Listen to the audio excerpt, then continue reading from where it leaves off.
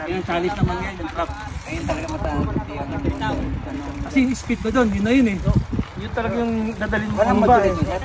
Kaya mag-modulate tayo? Hindi na siguro. Kaya mo naman, kasi lang sa baba ka na kukuha ng pagbagsak mo wag na. Ayan, si ano na talaga tumayot. Gusto talaga ano yung Kuha na! talaga ano yung Wow.